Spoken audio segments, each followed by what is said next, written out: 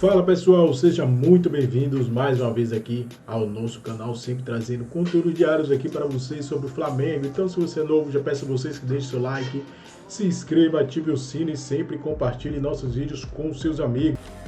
Nesta terça-feira, dia 18 de junho de 2024, estamos trazendo aqui novidades para vocês. Galera, preparei aqui uns cortes aqui, primeiro do jogo aberto da ESPN Brasil aí, jogo aberto com Renata Fã, Denilson Show e companhia, trazendo. Até porque o Dudu de fato está de saída, já já a gente vai falar sobre isso. Agora, se eu fosse dirigente do Flamengo, eu daria uma ligada assim. Vai que, né? Eu acho um bom jogador. 32 anos, tá certo.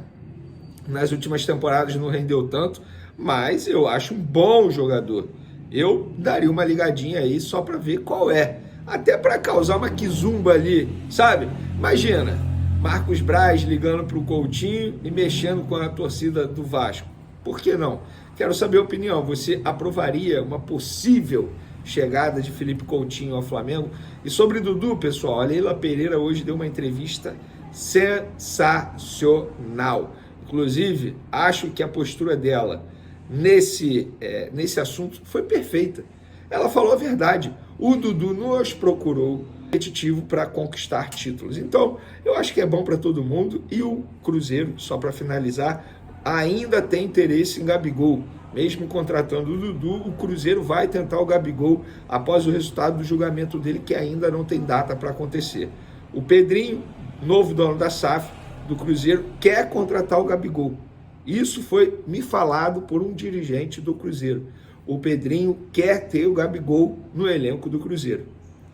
Beleza? Agora vamos falar do título do Felipe Luiz, porque em sua despedida pelo Sub-17, ele vai assumir a equipe Sub-20 no lugar do Mário Jorge. Felipe Luiz conseguiu seu primeiro título como treinador. É isso mesmo. Ele se tornou campeão da Copa Rio ao bater o Vasco nos pênaltis dentro de São Januário pelo placar de 6-5. Uma emoção total. Eu não vou colocar o vídeo aqui porque por questão de monetização, não sei se eu posso colocar, porque vai que o vídeo cai, mas lá nas outras redes sociais tem um vídeo, ele super emocionado com seus filhos, com sua esposa, e no placar agregado foi 2-2, o Fla venceu o primeiro jogo por 2-1 e o Vasco venceu de 1-0 no jogo da volta, e nos pênaltis o Flamengo venceu e o Felipe Luiz conseguiu seu primeiro título como treinador. Um cara que merece muito, toda a sorte do mundo ao Felipe Luiz. Quem sabe um dia a gente não vai vê-lo aí no comando da equipe profissional do Flamengo. Pessoal, uma informação importante aqui, porque muita gente me questionou, eu até publiquei nas outras redes sociais, no Twitter, no Instagram, esses detalhes contratuais do Everton Araújo com o Flamengo. Tá? O Flamengo tem 70% dos direitos econômicos desse atleta. O Volta Redonda, clube que criou o Everton Araújo, ele chegou ao Flamengo no Sub-20. O Volta Redonda tem 21% e o Everton e seus representantes ainda têm 9%. E o Flamengo pagou R$1.100.000 por 70% dos direitos econômicos do atleta. Então, ele tem contrato com o Flamengo até dezembro de 2026, tá? Fica aí a informação para vocês, já que muita gente me questionou sobre isso. Vamos falar da boa notícia hoje no Flamengo, porque é o seguinte, Ayrton Lucas evoluiu na recuperação e participou hoje de uma parte da atividade com os demais companheiros, ou seja, está ensaiando o seu retorno. Eu não vou cravar que ele volta na quinta-feira, porque ainda tem treino terça e quarta. Vai que nessas duas atividades ele volte a sentir dor e fique fora novamente. Mas ele foi preparado para retornar contra o Bahia. Então, se eu tivesse que apostar, fazer uma bet lá na KTO, eu apostaria no retorno do Ayrton Lucas. Alan e Cebolinha fizeram trabalho de transição física no campo. Se eu tivesse que fazer uma fezinha lá na KTO para o retorno do Alan, eu não apostaria um dinheiro não, vou ser sincero.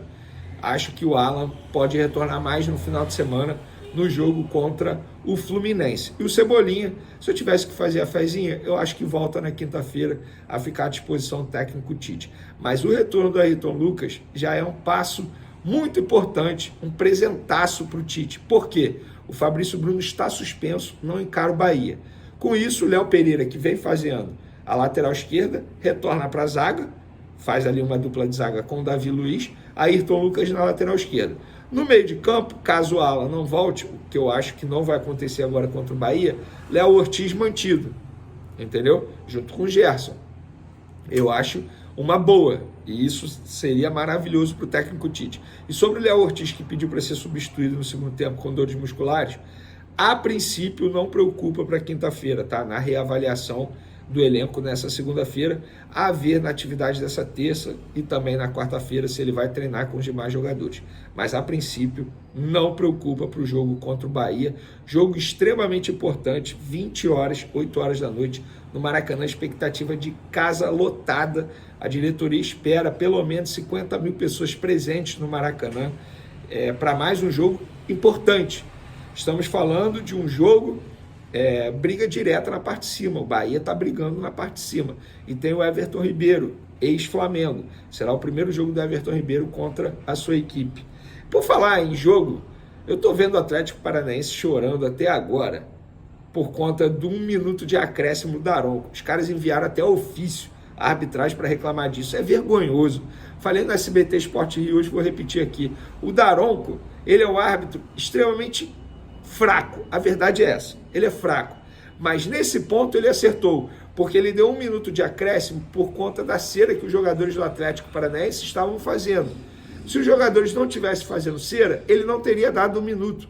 É uma cultura nojenta do futebol brasileiro, de jogador ficar fazendo cera no finzinho do jogo para ganhar tempo. Ah, mas alguns árbitros não dão. Quem não dá 1 minuto a mais por conta da cera está errado. O Daronco nessa está certo. Ele acertou querendo aparecer? Eu não sei, mas acertou, pelo menos na minha visão. Então, Atlético Paranaense, para de chorar. Vocês tomaram o gol não é porque ele deu 1 minuto de acréscimo, não. Vocês tomaram o gol porque o setor defensivo de vocês bobeou. No lance anterior, o Pedro quase fez um gol de cabeça. Foi porque o goleiro Léo fez um milagre. No lance seguinte, Everton Araújo foi lá e cometeu uma justiça. Porque o Flamengo perdeu o jogo de ontem, seria uma tremenda injustiça. Para finalizar nosso vídeo, a imprensa paraguaia noticiando que o Flamengo novamente negocia a contratação de Facundo Pelistri, um atacante que atua pelas pontas de 22 anos, uruguaio. Ele pertence ao Manchester United, está emprestado ao Granada da Espanha. Vou ser sincero com vocês, ouvi uma pessoa do Flamengo e essa pessoa me disse o seguinte, vou ler na íntegra aqui. Está na lista do scout, mas não foi discutido. A questão é, Venê, oferecem e cavam muita gente. Então, fica aí a informação para vocês de uma pessoa da diretoria do Flamengo. Valeu, galera. Espero que vocês tenham gostado do vídeo. Guilherme, se o Arrascaeta der mole, o Léo Ortiz vai tomar o lugar dele. Mas não é o Léo Ortiz que vai tomar o lugar dele, não, Antônio. Quem pode tomar o lugar dele é o Lohan. O Lohan que está jogando por ali e está indo muito bem. Rafael Menezes, como você acha que vai ser o Campeonato Brasileiro do ano que vem, com 3 times indo para o Super Mundial? Não faço ideia. E a CBF que já começa a pensar isso e definir, porque podem ir 4, né? Porque se o Atlético, o São Paulo, o Grêmio, um deles ganhar a Libertadores da América, irá também para o Mundial de Clubes. É um problema, porque tem os estaduais, que são enormes e ocupam um bom espaço do calendário do futebol brasileiro, e isso aí vai dar problema. André Delgado, Cruzeiro querendo pegar aí jogadores. Gabigol e Dudu já deu o que tinha que dar. Gabigol tem 27 anos. Aliás, um detalhe, hein? O Gabigol tá voltando, hein, galera? Ele está melhor nos últimos jogos. Ele fez gol contra o Vasco, ele não entrou contra o Grêmio, ele fez gol contra o Atlético Paranaense, ele se movimentou bem melhor. O Tite, que não era o Tite, era o Matheus Bach, que estava no banco e em um determinado momento botou Gabigol e Pedro juntos. O Gabigol está voltando, hein? Gabriel Barbosa, neste momento, ele já se encontra bem melhor do que em toda a temporada de 2023, que ele não viu a bola, e o início de 2024, ali nos primeiros meses do ano, que ele também não foi bem e teve poucas oportunidades, né? O Gabigol está reaparecendo. né? E se reaparecer, se torna uma peça importantíssima para o elenco do Flamengo. Ele está voltando, hein? Ó, Felipe Leal para o terror dos Antes. Eu também acho. O Gabriel ainda tem muita lenha para queimar, vai dar dor de cabeça, eu também acho. Jogador de 27 anos. 27 anos, cara. João, quem você acha que leva o Brasileirão? Francisco Borges. Ô, Francisco, esta rodada, ela deixou um recado bem claro, na minha opinião. Flamengo e Palmeiras deram uma demonstração de grande força. O Palmeiras vai lá em Belo Horizonte e goleia um candidato direto ao título como ele, que é o Atlético Mineiro, um dos melhores elencos do Brasil. Vai lá e mete 4-0 na casa do Galo. E o Flamengo empatou com o Atlético Paranaense dentro da Liga Arena com 10 desfalques. 10 desfalques. E perdeu o Bruno Henrique no intervalo. Num jogo em que o Flamengo foi melhor do que o Atlético Paranaense, jogou mais. Ou seja, esta rodada do Campeonato Brasileiro deixa o recado. Palmeiras e Flamengo são os times mais competitivos e a serem batidos no futebol brasileiro. Ainda são eles. O Botafogo está muito bem, hein? O Botafogo está muito bem. O Botafogo é um time que pode bater de frente com Palmeiras e Botafogo, com Palmeiras e Flamengo. Mas é o seguinte, o Palmeiras é um osso duro de roer. O Palmeiras é chato para o adversário. O Abel perde jogadores e coloca outros jogadores e mantém o estilo do time inteiramente competitivo e vai encaixando peças que começam a render bem. O Palmeiras é muito enjoado. E o Flamengo, que o Flamengo conseguiu ontem na Arena da Baixada e conseguiu contra o Grêmio também. O Flamengo estava sem um time inteiro, galera. E vocês viram o time que o Flamengo colocou em campo? Se o Flamengo resolver os seus problemas internos que levaram o Flamengo a grandes fracassos recentes, aquele ano lá de 2023, que o Flamengo não ganhou nada, o Flamengo perdeu para ele mesmo, porque foi uma confusão danada, uma desordem lá dentro, deu no que deu. O Tite, ele calmamente está tomando o controle da situação. O elenco do Flamengo está comprometido. E tem muita qualidade. Se o elenco do Flamengo estiver comprometido, vocês já imaginaram o Flamengo quando todos os 10 voltarem? São 10 caras de fora. 10 jogadores. Eu vou listar aqui. Arrascaeta, De La Cruz, Vinha, Varela na seleção uruguaia, Pulgar na seleção do Chile, Ayrton Lucas, que está voltando de lesão agora, pode jogar contra o Bahia, e Alan, Cebolinha, titular absoluto hoje do Flamengo, Igor Jesus. Nós somos o país do futebol.